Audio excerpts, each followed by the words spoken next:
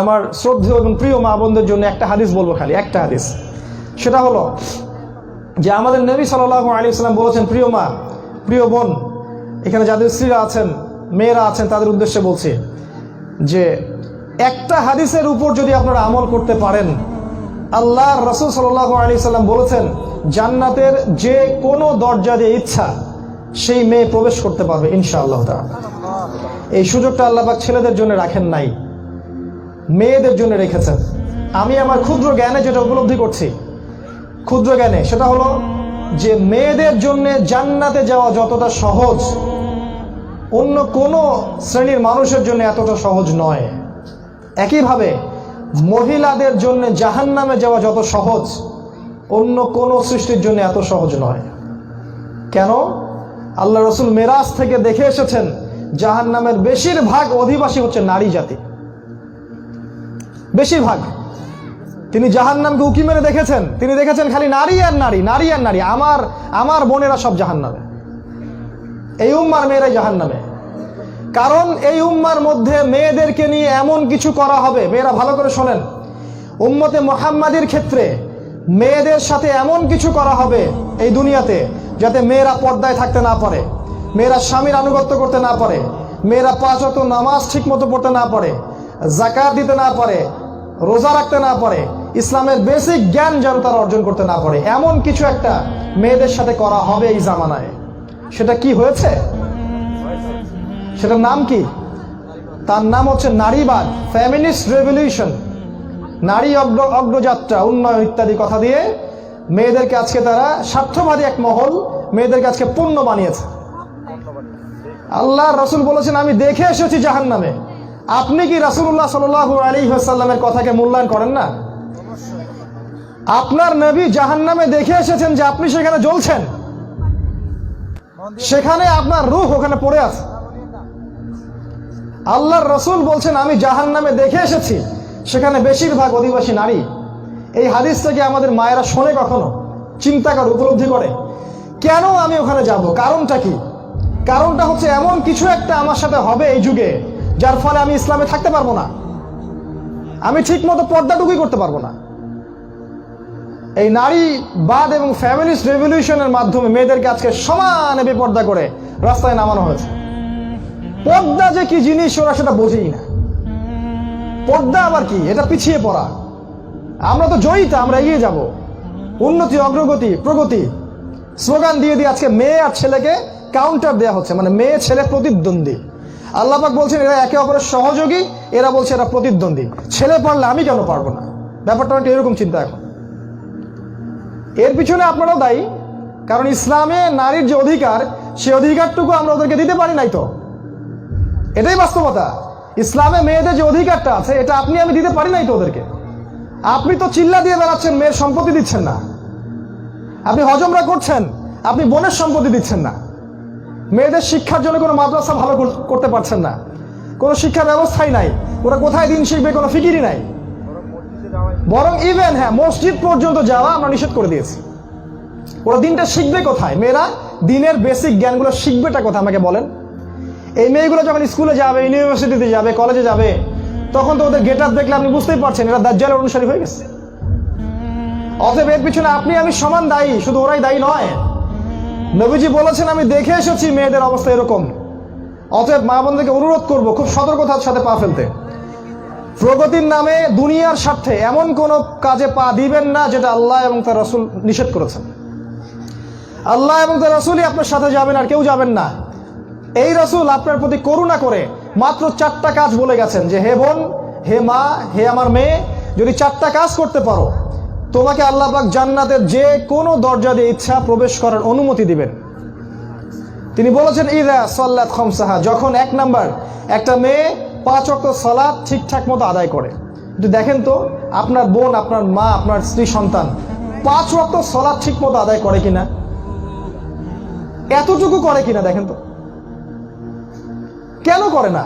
মানে এই পরিবেশটা তৈরি করতে তাহলে আমরা ব্যর্থ। আমরা যারা বাড়ির কর্তা আমরা ব্যর্থ। কু আনফুসাকুম আহলিকুম নারা, এটা আমরা আমল করতে পারি নাই। নবীজি মেরাজ থেকে ফিরে আসছেন, একটা ঘরের গন্ধ শুনলেন, খুবই সুন্দর সুগন্ধ। নবীজি বলেন এটা কোন ঘর থেকে আসছে? জিবরাইল আলাইহিস সালাম বলেন এটা হচ্ছে ফেরাউনের স্ত্রী আসিয়ার ঘরের গন্ধ। ফেরাউনের ঘরে থেকে একটা মেয়ে যদি ঈমান নিয়ে মরতে পারে, তাহলে আমাদের মা বোনরা 5 ওয়াক্ত সালাত পড়তে পারে না? ফেরাউনের স্ত্রী যদি জান্নাতি হতে পারে, তাহলে আমাদের মা বোন, আমাদের স্ত্রীদের কি হয়েছে? তারা 5 ওয়াক্ত সালাত পড়তে পারে না? ইদা সাল্লাত খামসা, যখন সে তার 5 ওয়াক্ত সালাত ঠিকঠাক মতো পড়বে। এখানে খালি ফরজ নামাজের কথাই বলা হয়েছে, আপনার সুন্নত নফলও বলা হয়নি। এতটুকু যদি করে। 2 নাম্বার, ইদা সামাত শাহরহা, যখন সে তার রমাজান মাসের রোজা রাখবে। রমাজান মাসের রোজা রাখবে। ফরজ রোজায় কথা বলা হচ্ছে, নফল সুন্নত বলা হয় নাই। 2 নাম্বার। 3 নাম্বার, যখন সে তার লজ্জাস্থানের হেফাজত করবে, মানে সে পরিপূর্ণ শারঈ পর্দা মেনটেন করবে। আর এই পর্দা মানে সেই পর্দা নয় যেটা এমন টাইট ফিটিং বোরখা যেটা পরলে শরীরের সব অঙ্গ প্রত্যঙ্গ দেখা যায় না। প্রিয় বোন, পর্দা করতে হলে আপনাকে কয়েকটা মূলনীতি মেনে চলতে হবে। 1 নাম্বার, কাপড়টা এত ঢিলে ঢালা হবে না যেন আপনার শরীরের কাঠামো বোঝা যায়, এমন কাপড় পরা হারাম। 2 নাম্বার, কাপড়টা এত পাতলা হবে না যেটা পরলে আপনার বাহির থেকে ভিতরের অঙ্গ প্রত্যঙ্গ দেখা যায়, এটাও পরা যাবে না, এটা হারাম। 3 নাম্বার, কাপড়টা এত চকচকা হবে না, চাকচিক্যময় হবে না যে পরপুরুষের চোখ লাগে, খুব সুন্দর মনে হয়, গর্জিয়াস মনে হয়, এটা করা যাবে না। 4 নাম্বার, এই পোশাকটা এমন হবে না যেটা পুরুষের পোশাক, মানে আমাদের শহরের কথা বলছি, যে গেঞ্জি জিন্স এগুলো পরা যাবে না। 5 নাম্বার হচ্ছে অমুসলিমদের সাথে সাদৃশ্য আছে এমন কোনো পোশাক পরা যাবে না। এই 5টা মূলনীতি মনে থাকবে। পোশাকটা এমন হবে না যেটা এত আঁটোসাঁটো যাতে শরীরের কাঠামো বোঝা যায়, এত পাতলা হবে না যে অঙ্গ দেখা যায়। অমুসলিমদের পোশাক পরা যাবে না, পুরুষের পোশাক পরা যাবে না, এবং অতি চাকচিক্যময় পোশাক পরা যাবে না। এই মূলনীতি মেনটেন করে আপনারা যদি পোশাক পরতে পারেন, তাহলে ইনশাল্লাহ পর্দা হয়ে যাবে। এটা পরার পরেও যদি পরপুরুষের সাথে আপনার মিষ্টি মিষ্টি কথা হয়, তাহলে এটাও কেটে গেল পর্দা। এটা পরার পরেও আপনি স্কুলে গিয়ে যদি স্যারের সাথে খুব সুন্দর মিষ্টি মিষ্টি ভাষায় কথা বলেন, আপনার পর্দা কেটে গেল। খাস পর্দা করার পরেও যদি বন্ধুদের সাথে গ্রুপ স্টাডিতে বসেন, গ্রুপ স্টাডি, তাহলে পর্দা কেটে গেল। এরকম খাস পর্দা করে যদি মোটরসাইকেল চালায় বেড়ান এনজিওতে, পর্দা কেটে গেল। এরকম খাস পর্দা করে আপনি যদি মিছিলের প্রথম কাতারে দাঁড়ান এবং স্লোগান দেন, এগিয়ে যাও, এগিয়ে চলো, পর্দা কেটে গেল। খুব সতর্ক থাকবেন। আপনার দায়িত্ব বাসায় আপনার স্ত্রী, আপনার সন্তান, আপনার স্বামী, আপনার ভাই, আপনার বাবা, এগুলো আপনার জগৎ। এই জগৎ সামলাতেই মেয়েদেরকে হিমশিম খেতে হয়, তার উপরে আবার এত বোঝা আমরা চাপিয়ে দিয়েছি। অতএব মেয়েদেরকে আগে আমি রিকোয়েস্ট করবো, 5 ওয়াক্ত সালাত ঠিক মতো পড়বেন, রমজান মাসে সওম রাখবেন, পর্দা ঠিকঠাক মতো করবেন, আল্লাহ পাক তৌফিক দান করুন। এবং 4 নাম্বার হচ্ছে স্বামীর আনুগত্য করা। স্বামীর আনুগত্য মানে এটা নয় যে স্বামী যদি অন্যায় কোনো কাজ করতে বলে সেটা মেনে নিতে হবে, এটা আনুগত্য নয়। লা তাআতা লি মাখলুকিন ফি মা'সিয়াতিল খালিক, সৃষ্টিকর্তার অবাধ্যতায় স্রষ্টার অবাধ্যতায় সৃষ্টির কোনো আনুগত্য নাই।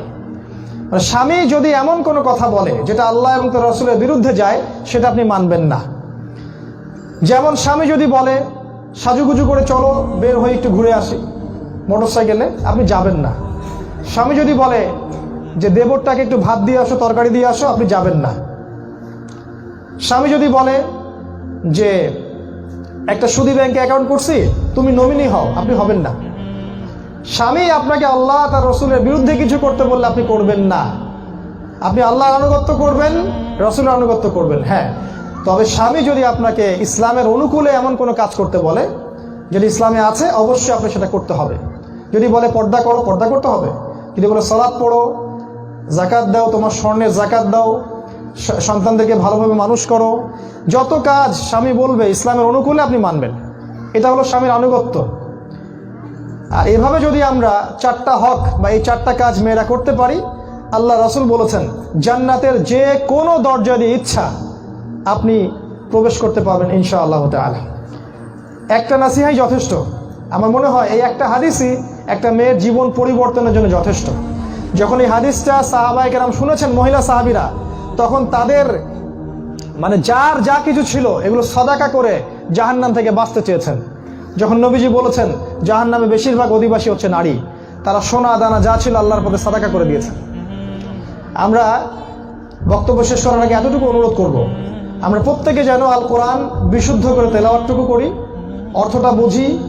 আজকে যে সূরাটাকে আমরা পড়লাম, সূরা আসর, এর মধ্যে যে 4টা গুণাবলী আছে, ঈমান, আমল সালেহ, হকের দাওয়াত এবং সবর, এগুলোর মধ্য দিয়ে আদর্শ ব্যক্তি, আদর্শ পরিবার ও সমাজ গঠন করার চেষ্টা করি। আল্লাহ পাক পরিবারের প্রত্যেকটা পিতাকে ইব্রাহিম আলাইহিস সালামের মতো কবুল করুন, আল্লাহুম্মা আমিন। প্রত্যেকটা মাকে আল্লাহ পাক হাজরা আলাইহিস সালামের মতো কবুল করুন, আমিন।